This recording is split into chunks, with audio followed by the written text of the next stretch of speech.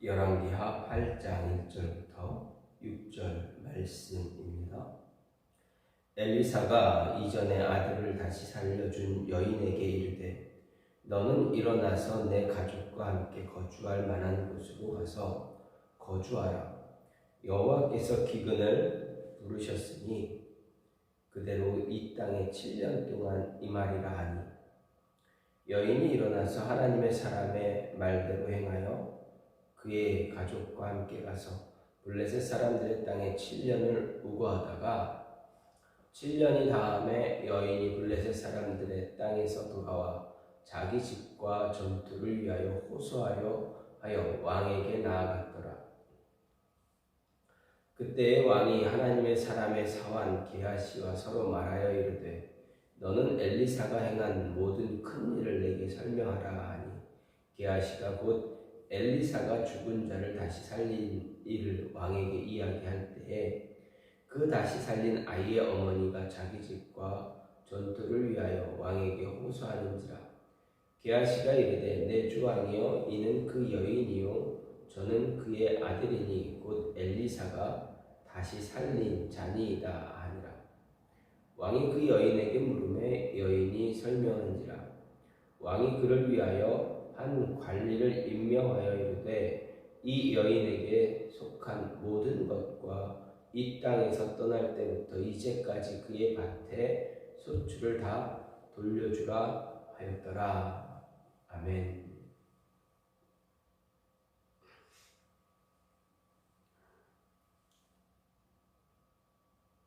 오늘 말씀 열왕기하 8장 1절부터 6절 말씀입니다. 오늘 말씀은 북이스라엘 여호람 시대의 엘리사 사역, 엘리사가 하나님의 일을 했던 그 가운데 아람의 이스라엘 침공과 관련한 사건에 이어서 북이스라엘을 향한 엘리사의 7년 기근에 대한 예언, 그리고 피난 지시에 따라서 블레셋 땅으로 피난했다가 다시 돌아온 수넴 여인이 기근이 종료된 이후에 자신의 땅을 기업을 왕에게 반환해 달라 요청하는 일이 기록되어 있습니다. 말씀을 보면 수넴 여인은 엘리사로부터 이스라엘 땅에서 7년 동안 기근이 들 것이니 피하라 라는 이야기를 듣습니다. 그리고 어디로 갑니까? 블레셋 땅으로 잠시 피합니다. 7년 동안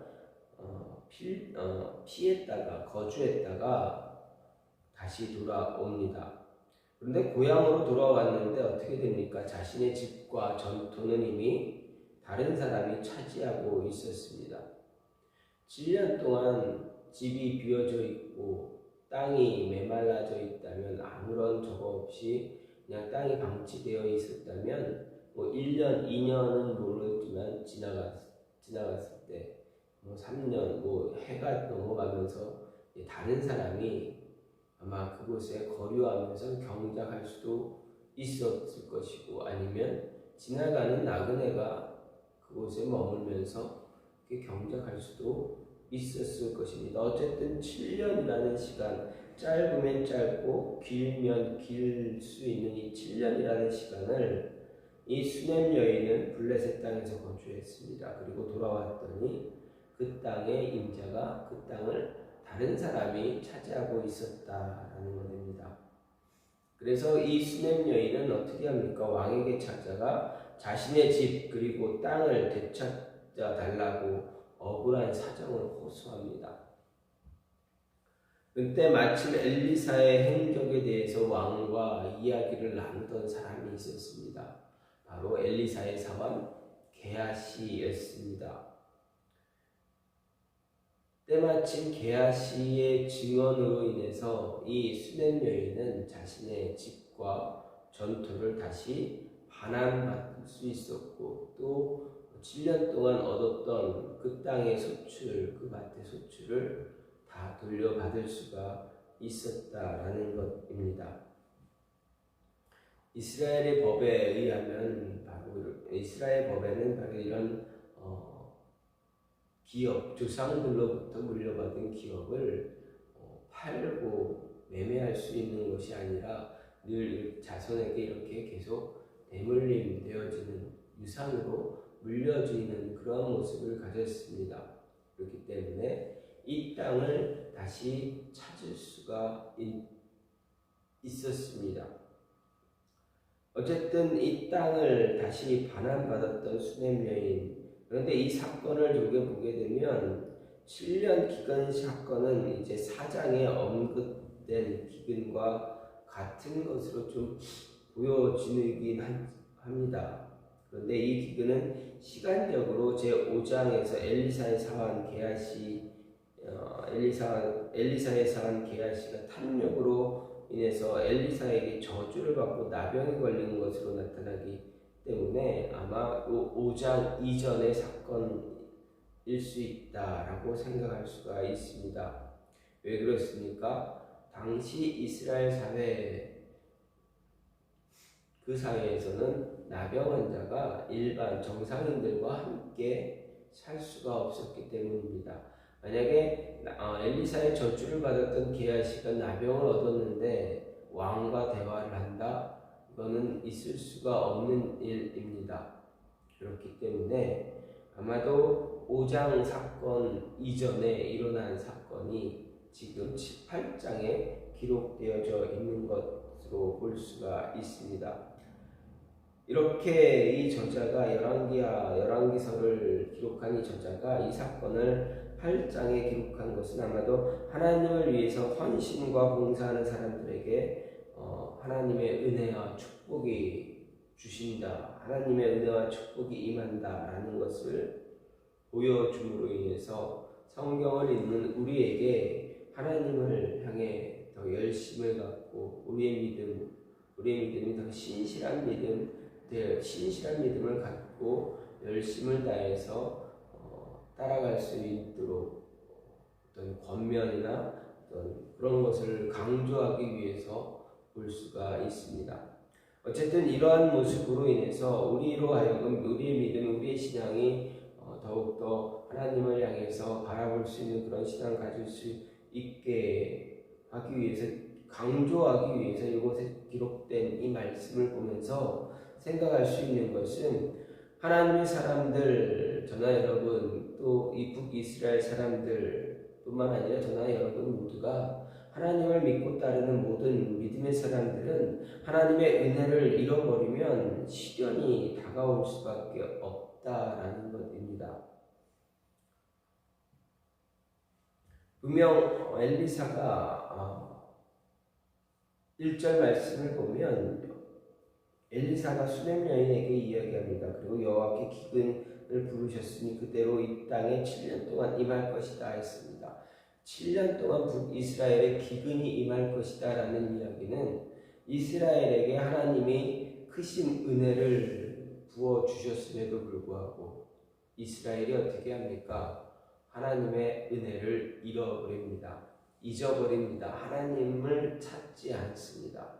하나님이 아닌 이방 우상들에게 다가가는 그런 모습을 갖습니다. 자신들이 받은 그 은혜와 축복이 하나님이 아닌 이방 우상들, 바알신, 이 바알이 자신들에게 준 은혜다라고 여겼기 때문입니다. 그래서 하나님의 은혜, 하나님께서 부어주신 그 은혜를 은혜로 받아들이지 못하고, 그리고 은혜를 경험했음에도 불구하고 그 은혜를 잃어버릴 때 어떻게 됩니까? 또 다른 시련이 다가옵니다. 왜 그렇습니까? 성경을 보게 되면 이스라엘의 역사, 이스라엘을 향한 하나님의 말씀을 보게 되면 그들이 하나님의 은혜를 잃어버릴 때마다 그들이 어떻게 했습니까? 하나님이 아닌 우상을 찾아갔습니다.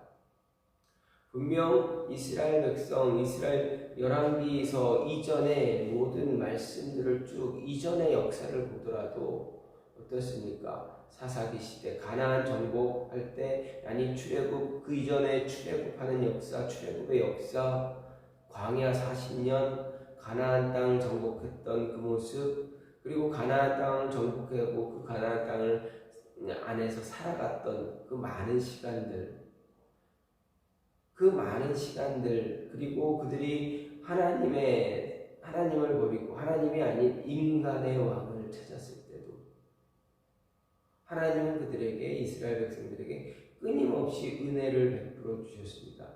은혜를 베풀어 주셨음에도 불구하고 계속적으로 그 은혜를 잊어버렸을 때,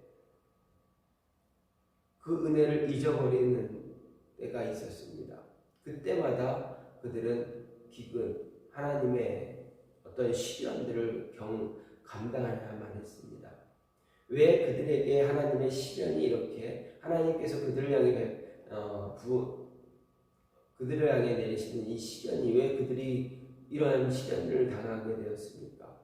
이유는 단 한 가지입니다. 지금도 그렇고 앞으로의 역사도 그렇고 더 미래의 역사도 그렇고 과거의 역사도 그렇고 과거, 현재, 미래를 바라봤을 때, 그들의 역사를 보았을 때도 구약 성경에 기록되어져 있는 모든 내용을 볼 때 이스라엘이 하나님이 아닌 다른 우상을 찾아가고 그 우상을 섬길 때마다 그들은 시련을 경험하게 되었습니다. 이방 나라에게 굴복해서 그들을 섬기고 조공을 바치던가, 포로로 끌려가던가, 괴롭힘을 당하던가, 노예 생활을 하던가, 다 그런 모습을 가졌습니다. 하나님을 믿었을 때, 하나님을 온전히 믿으려고 신실하게 노력했을 때, 그 순간에는 하나님이 그들에게 시련이 아닌 은혜와 축복을 더해 주셨습니다. 하지만 그 은혜를 잃어버릴 때마다 하나님은 시련을 그들에게 주셨다. 이유는 시련을 통해서 하나님께 돌아오기를 원했기 때문에 그렇습니다. 은혜를 잃어버리면 또 다른 시련이 계속 찾아온다라는 것을 우리에게 이야기합니다. 따라서 우리가 어떻게 해야 됩니까? 하나님의 은혜 여러분 안에, 여러분의 삶 속에 오늘 하루, 아니 어저께, 어제 하루, 지난 한 주간, 아니 지난 한 달, 이 올 2022년도 첫 시작하는 1월 달부터 지금까지 하나님의 은혜가 여러분 안에 임했습니까? 여러분 은혜를 경험했습니까? 그 은혜 경험했다면 잊어버리지 말아야 됩니다. 그 은혜 잃어버리지 말아야 됩니다. 빼앗기지 말아야 됩니다. 빼앗기면 어떻게 됩니까? 시련이 다가오게 됩니다. 하나님은 질투하시는 하나님이시기 때문에 우리가 하나님을 잃어버리고 하나님을 잊어버릴 때 하나님은 시기 질투하시는 그 모습을 우리에게 시련으로 보여주실 때가 참 많다라는 것입니다. 하지만 우리는 어떻습니까? 이렇게 우리에게 시련을 주시는 하나님이 있지만 늘 그때마다 하나님은 어떻게 됩니까? 또다시 은혜를 주시기를 원하십니다. 하나님은 믿음의 사람들이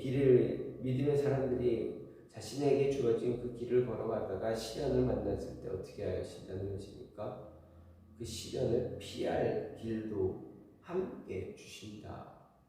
은혜를 잃어버려 시련을 받을 때 다시 은혜를 생각해서 하나님께 돌아오려고 할 때면 하나님은 피할 길도 항상 주고 계시다라는 것입니다. 우리가 깨닫지 못할 뿐이지 피할 길은 언제나 우리에게 베풀어 주고 계신다라는 것입니다. 2절 말씀을 보면 수냄 여인에게 엘리사가 분명히 이야기했습니다. 기근이 있으니 7년 동안 임할 것이다. 너는 잠시 피해 있어라 이야기합니다. 그래서 2절에서 그 여인이 어떻게 합니까? 여인이 일어나서 하나님의 사람의 말대로 행하여 그의 가족과 함께 가서 블레셋 사람들의 땅에 7년을 우거했다 이야기합니다. 하나님의 말씀을 들은 이 여인, 은혜를 잃어버리지 않기 위해서 그 은혜를 붙잡고 살아가는 그 여인에게 7년의 기근 동안 있을 그 7년의 시간을 피할 수 있는 길을 하나님은 미리 예비하시고 그로 하여금 그 여인으로 하여금 그 피할 길로 갈 수 있게 하셨다. 수냄 여인의 길을 블레셋으로 향하도록 하나님께서 인도하시고 그곳에서 7년 동안 기근을 벗어나게 하셨다. 여러분 생각해 보십시오. 자신의 땅, 자신의 집을 벗어나 다른 이방, 다른 지역으로 7년 동안 옮긴다라는 것은 결코 쉬운 일이 아닙니다. 당시 시대는 분명 이방 나라입니다. 그러면 이스라엘 여인이 이방 땅 블레셋으로 가게 되면 그곳에서 닥칠 시련도 분명히 존재할 것입니다. 그럼에도 하나님은 어떻게 하셨습니까? 이 여인에게 어려움이 닥치지 않았다라는 것을 알려줍니다. 7년 동안 우고하면서 어떤 어려움 호소하지 않았다라는 겁니다. 성경에 기록하고 있지 않습니다. 7년 동안 아무 탈 없이 그곳에서 기근을 피해서 있다가 돌아와야 할 그 시기에 다시 자신의 집으로, 자신의 땅으로 돌아왔다라는 것입니다. 분명 어려움이 있지만, 시련이 있지만, 힘든 모습이 있겠지만 하나님은 자신을 믿고 따르는 자에게 피할 길을 항상 건네주신다. 피할 길을 예비해 놓고 계신다라는 것입니다. 성경은 분명하게 이야기합니다. 우리에게 이야기합니다. 하나님이 우리에게 어떤 시험이 다가올 때 피할 길도 예비하신다. 미리 피할 길도 함께 주신다. 우리가 그 피할 길로 피하지 못하는 이유는 무엇입니까? 우리의 욕망, 욕심, 탐욕 때문에 그렇습니다. 하나님의 음성 들었음에도 불구하고 내 욕심, 내 탐욕 벗어나지 못했기 때문에 끝까지 그것을 붙잡음으로 인해서 시험을 당할 뿐이지 하나님은 이미 시련과 시험을 벗어날 수 있는 길을 예비하고 계신다라는 것입니다. 우리가 어떻게 해야 되겠습니까? 하나님의 음성에 귀를 기울이고 지금 하나님이 나에게 말씀하시고자 하는 것이 무엇인가? 왜 하나님은 나에게 지금 이러한 어려운 시기를 경험하게 하시려는가? 또 나로 하여금 이 어려운 시기를 어떻게 이겨내길 원하십니까? 기도하며 하나님의 음성 들을 수 있어야 할 것입니다.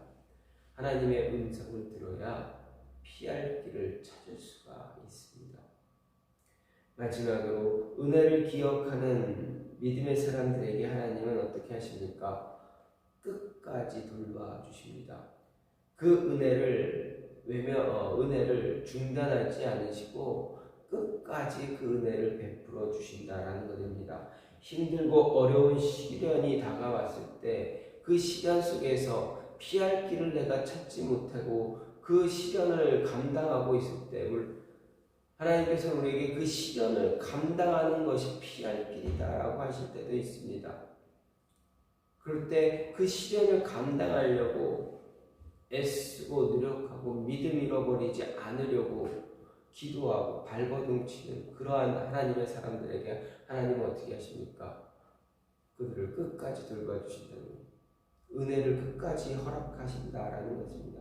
믿음을 지키려고 애쓰는 자에게 하나님은 시련을 극복할 수 있는 길을 열어주시고 필요한 것을 다 채워주신다라는 이야기입니다. 6절 말씀을 보면 왕이 그 여인에게 물으니 여인이 설명한지라 자신이 왜 블레셋 땅에 갔다 왔는지 왜 자신의 집을 7년 동안 비우게 되었는지 이야기합니다. 그 이야기를 들은 왕이 무엇라 이야기합니까? 한 관리를 명해서 말합니다. 한 관리에게 말합니다. 이 여인에게 속한 모든 것과 이 땅에서 떠날 때부터 지금까지 이제까지 그의 밭의 소출을 다 돌려주라. 땅도 돌려주고 집도 돌려주고 7년 동안 그 땅에서 경작한 열매, 결실들 다 돌려주라 이야기합니다. 얼마나 감사한 일입니까? 시련을 잘 버티고 잘 기다리고 인내했더니 하나님은 그 시련 그저 주신 것이 아니라 우리에게 더 큰 은혜와 축복을 경험하고 그 축복을 누리게 하시기 위해서 감당할 수 있는 시련을 우리에게 허락하신 것입니다.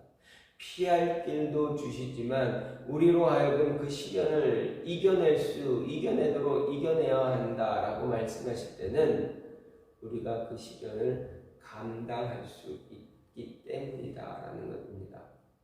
내가 나에게 감당할 수 없는, 여러분에게 감당할 수 없는 시련 하나님은 결코 주지 않는다. 그렇다면 그 시련, 그 어려움, 지금 정말 이 시간 내가 아무리 생각해도 내 능력으로 내가 감당할 수 없는 것 같이 보일지라도 하나님이 나에게 지금 이 어려운 순간을 주신 이유는 이 순간 내가 믿음의 승리를 맛보게 하기 위해서다. 그리고 그 이후에 부어지는 하나님의 은혜를 위해서다라는 것입니다. 그렇습니다. 지금은 시련을 겪고 있고 어려움을 당하고 있는 지금 이 순간은 모릅니다. 우리는. 그런데 시간이 지나고 나니 하나님이 이렇게 하셨지, 하나님이 이렇게 하셨어요 라고 이야기할 수가 있는 것입니다. 버티고 견디고 이겨냈더니 하나님이 내가 모르는 그 순간에 하나님이 이렇게 하셨구나. 나중에 시간이 지나서 그 고백을 할 수가 있는 것입니다. 저도 그렇습니다. 여러분도 물론 그런 일들 많이 경험했을 줄 압니다. 이 또한 지나가고 이때 받은 은혜, 시간이 지나서 힘들어하는 누군가에게 이야기하고 권면해주고 용기를 돋아주고 믿음 지킬 수 있도록 다독여줄 수 있는 그러한 말을 해줄 수 있는 시간은 분명히 찾아올 것입니다. 그때를 위해서 지금 나에게 주어진 이 어려움들 잘 이겨내시기 바랍니다. 은혜를 버리면 시련이 다가옵니다. 그런데 그 시련 하나님은 피할 길도 주십니다. 피할 길이 없는 것처럼 보일 때는 그 시련 감당하면 됩니다. 하나님이 감당할 수 있는 시련이기 때문에 주셨습니다. 그 시련 잘 감당했더니 어떻게 됩니까? 하나님이 끝까지 책임져 주신다. 그렇다면 지금 저와 여러분에게 어떠한 어려움이 있다면 하나님이 끝까지 책임져 주시기 위해서 우리에게 버티고 견뎌내라 하시는 것입니다. 견디고 버텨내서 하나님의 은혜를, 하나님의 영광을 고백할 수 있는, 간증할 수 있는 저와 여러분이 되기를 간절히 소망합니다. 이 시간